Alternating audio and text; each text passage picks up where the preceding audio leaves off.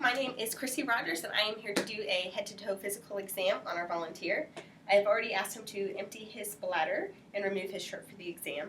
We have taken a full set of vital signs as well as gotten his height and weight. We have assessed cranial nerve 2 by assessing his distance vision using a Snellen chart and his near vision using a Rosenbaum chart. I have washed my hands and we will now begin the exam. I will start by inspecting his face and head. His skin is intact. There are no lesions or redness or masses that I can see. Hair distribution is even bilaterally. His face palpates warm and dry. His head is normal cephalic and scalp moves easily with palpation. Now I'll palpate facial bones as well as frontal sinus, maxillary sinus, and TMJ. Can you open and close your mouth? Good. No clicking. Any tenderness with any of that palpation? No. Good. Now can you clench your teeth? Wrinkle your forehead? Good. And close your eyes tightly. Smile, stick out your tongue, and puff out your cheeks. Perfect. That tests cranial nerve 5, 7, and 12. Next we will move on to, before I move on, close your eyes and tell me where you feel touch. Forehead, cheek, chin. Perfect. Now we will move on to the eyes. Taking a look at his eyes, eyebrows, eyelids, eyelashes, hair growth is even bilaterally. There's no entropion or ectropion of the lids. I'm seeing no lesions, redness, or any edema around the eyes. His sclera is white, conjunctiva is pink. The lacrimal glands are showing no edema, no redness, no excessive tearing or excessive dryness. We are going to now take a look at his pupils and their response to light both directly and consensually. So just look ahead.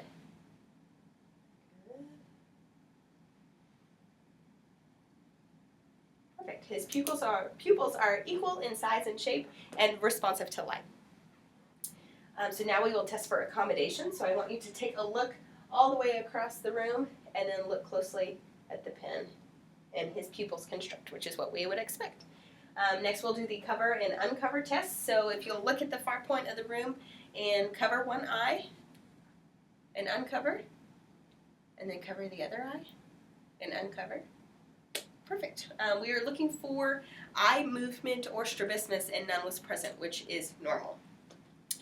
So now we will test cranial nerves 3, 4, and 6 by assessing extraocular movements. So keep your head nice and still, but follow the pen light with just your eyes. Perfect. Very smooth movements. I'm not seeing any nystagmus. Perfect. And his eyes converge when I bring the light closer to his face, which is normal.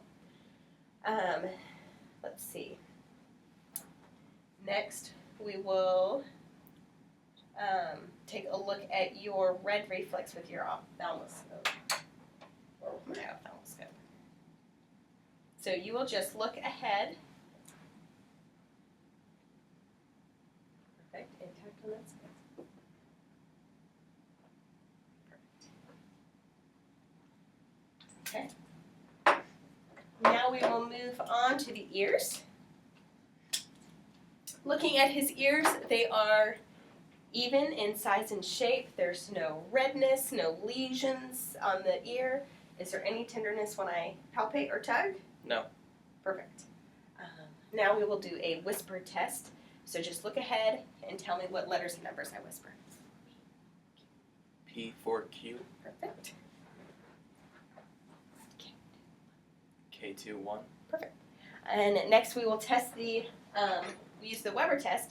I'm going to strike this tuning fork and place it on top of your head. Tell me if you hear it in your right ear, left ear, or both ears. Both ears. Perfect. And then we will now do the Rhine test, which tests cranial nerve 8. And I'm going to strike this tuning fork, place it behind your ear. Tell me when you don't hear the sound. Then I'll move it forward. Tell me again when you don't hear the sound.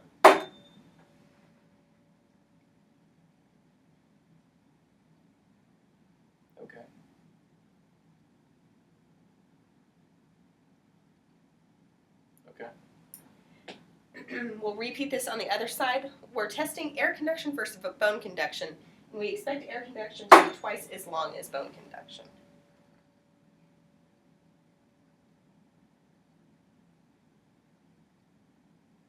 Okay.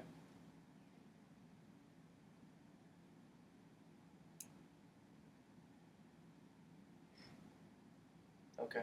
Perfect. Okay, so now we will use our otoscope to take a look in both ears. For an adult, I'm going to pull up and back on the pinna and just slowly insert. The ear canal is dry. There's no excessive cerumen. There's no redness. The tympanic membrane is visible in pearly gray with good landmarks, no bulging. Looks great. We will assess on the other side.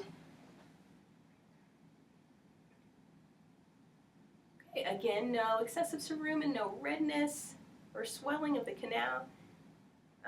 Tympanic membrane is pearly gray, intact, no bulging. Looks great. Okay, now we will move on to the nose. The nose is symmetrical. In the center of the face, no obvious trauma or lesions. We are going to assess your smell, which is olfactory nerve, which is cranial nerve 1. So if you want to close your eyes and cover one nostril, tell me what you smell. Lavender. Perfect. And then repeat on the other side. Smell. Lemon. Perfect. Now I'll use my otoscope again to look inside the nose. If you just want to tilt your head up just a little bit. Good. The nasal mucosa is pink. There's no swelling or polyps or nasal discharge that I can see. The turbinates are not enlarged and the nasal septum is intact. So now we will move on to the mouth and pharynx. The lips are pink, no edema or trauma or lesions that I'm seeing. Open your mouth for me. Good, clench your teeth. Gums are intact, teeth all appear to be present. Open your mouth again. Buccal mucosa is pink and intact. I'm not seeing any lesions. Hard palate and soft palate are intact. Tongue looks good. Stick out your tongue for me. Move it side to side. Tongue is nice and pink. Touch the roof of your mouth. Awesome. No lesions that I'm seeing. And say ah. Uvula is midline, and when he says ah, it rises midline. And then we won't put you through it because we've done it before, but we would assess his gag reflex using a tongue depressor to assess cranial nerves 9, 10, and 12. Next, we will move on to the neck. Trachea is midline. There is no obvious masses or goiter, scars, or lesions. I'm not seeing any jugular vein distension. We are going to test cranial nerve 11 now, but I'm going to do a couple of different things. So shrug your shoulders against my resistance. Good. Turn your head against my hand. Awesome. Other side. Good. And then touch each ear to your shoulder. Perfect. And then tuck your chin and raise your chin all the way back. Perfect. Okay, now I'm going to palpate the thyroid and the trachea. Thyroid is midline, not enlarged. No masses. Swallow for me. Perfect. Thyroid rises when you swallow, which is normal. I'm going to palpate each carotid artery.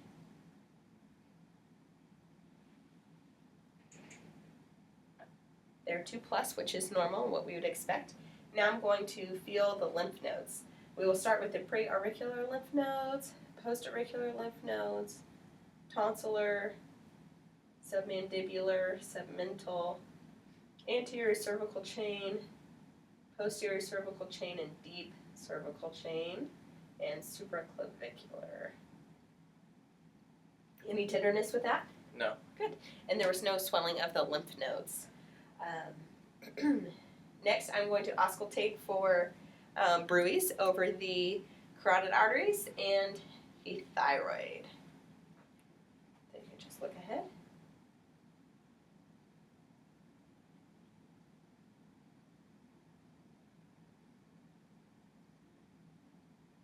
Good. No bruits are heard. Okay, now we're going to move on to the posterior chest. So I'm going to take a look at his arms first. Looking at the arms, they are, skin is intact, they're pink, hair distribution is even, they are warm and dry to touch. The hands are pink, warm and dry to the touch as well. We look at the nails.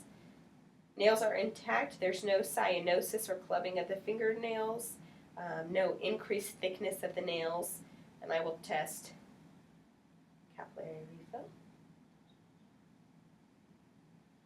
And then I will also test the brachial and radial pulses. Perfect, which are both 2+. Now we will do the posterior chest.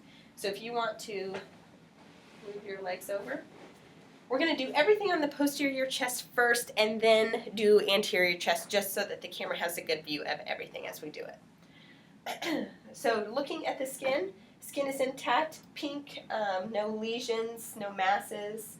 I'm seeing normal unlabored respirations. Chest rise is even as he takes a breath. I'm going to assess tactile fremitus. You say 99 for me. 99. 99. 99. 99. Perfect. Tactile fremitus is intact and equal bilaterally. Next, I am going to check for thoracic expansion. So I'm just going to take a hold here. Take a big breath in. Good. And one more time.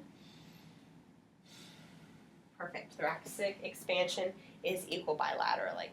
Now I will percuss the posterior chest. And we should hear resonance over the lung fields, which I do. Perfect. And then I'm going to percuss for diaphragmatic excursion as well. When doing this on a patient, you're going to do both sides, but just for time purposes, we're just going to demonstrate on one side. So I'm going to have you just curl forward. You're going to take a big deep breath in and hold it. I'm going to percuss down the scapular line until I hear a change from resonance to dullness. And you would mark that spot with a pen or a piece of tape. You can breathe, good. And then you're going to exhale fully and hold your breath again.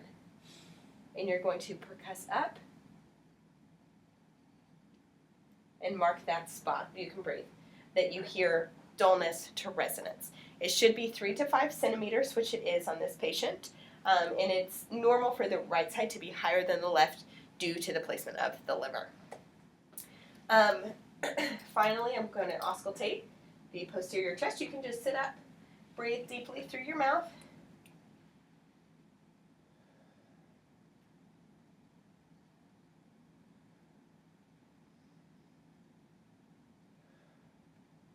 Perfect.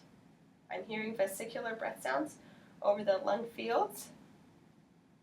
You would hear bronchovesicular breath sounds over the major bronchi when you auscultate over there. Okay, all right, you can sit forward for me again, and we're going to do the anterior chest. Inspecting the anterior chest, we're looking again at the skin. It's nice and pink, no lesions, no scarring that I can see. His respirations are even, unlabored, clearly not in respiratory distress. I'm going to just palpate the chest. Any tenderness when I touch? No. Good. And I'm going to do a tactile fremitus on the anterior chest as well. Say 99. 99. 99. 99. Last time. 99. Good. Tactile fremitus is intact and equal bilaterally. We're going to percuss the anterior chest now.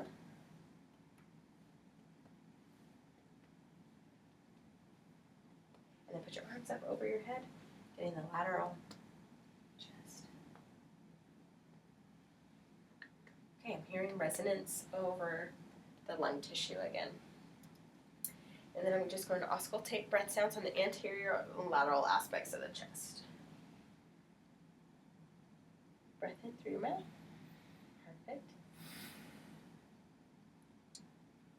Good.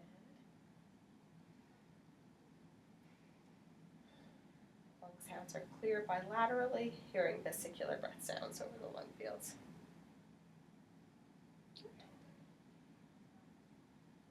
Okay. right, moving on to the heart. When looking at a patient and inspecting the heart, you're just going to look for heaves, thrills, or pulsations that you can see in the chest. I'm not seeing anything abnormal in this patient. Just going to palpate the precordium and I'm going to feel for the point of maximal impulse while he's sitting and lying back. It should be fifth intercostal space, midclavicular line, which it is in this patient. Perfect. I'm going to auscultate the 5 areas of the heart, starting with the pulmonic area.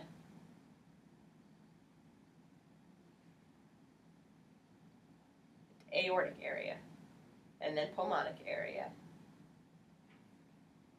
Erb's point, tricuspid area, and mitral area. I'm hearing S1 and S2 in a regular rhythm and rate. I'm not hearing any extra heart sounds. I'm not hearing any gallops or murmurs. All sounds good. So we will now have you lie back, and I'm going to move the camera with us for easier viewing.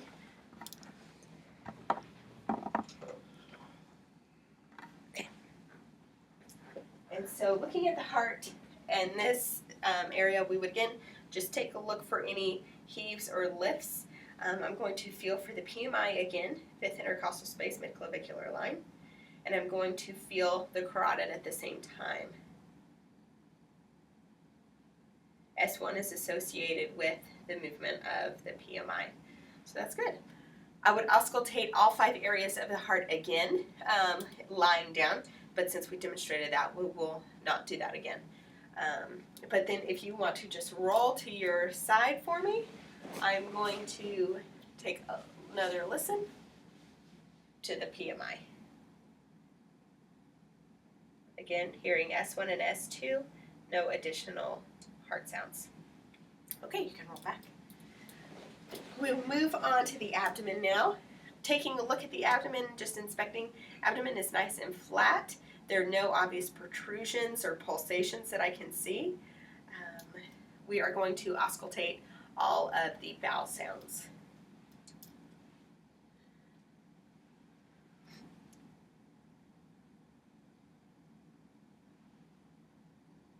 We would listen in all 4 quadrants.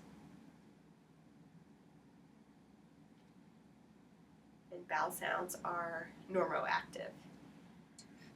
Now we are going to take a listen for any bruits, starting with the abdominal aorta using the bell of my stethoscope. The renal arteries.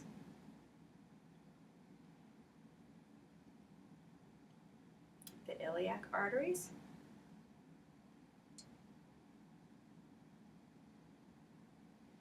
And the femoral arteries. And I am not hearing any bruits.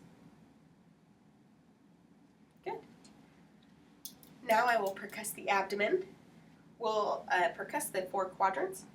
Should hear tympany, which I do. When percussing the liver, you will hear dullness. And I'm going to percuss the liver for size. You would come down the midclavicular line until you hear a change from resonance to dullness.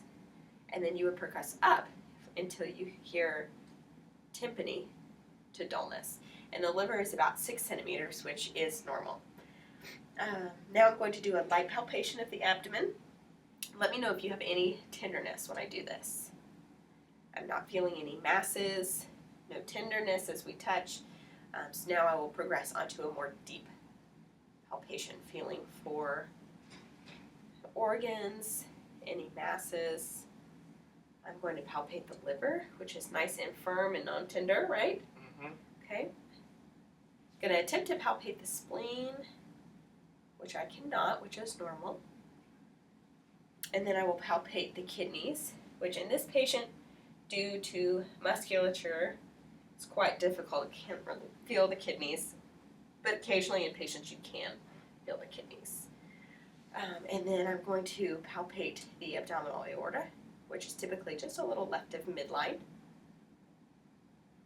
Yep. And then tense up your abdomen for me, and I'm going to feel your abs.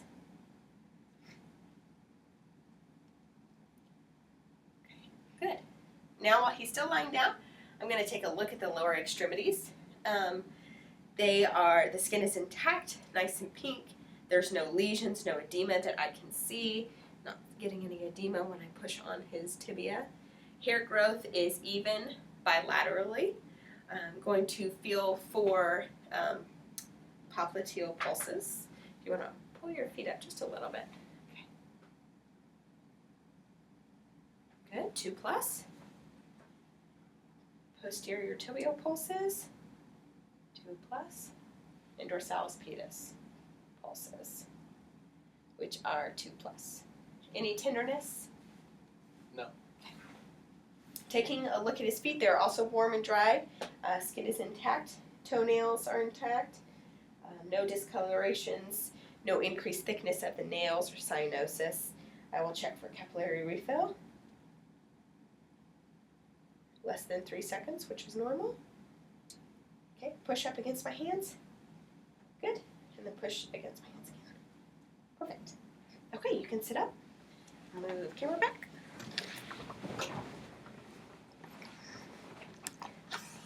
Okay.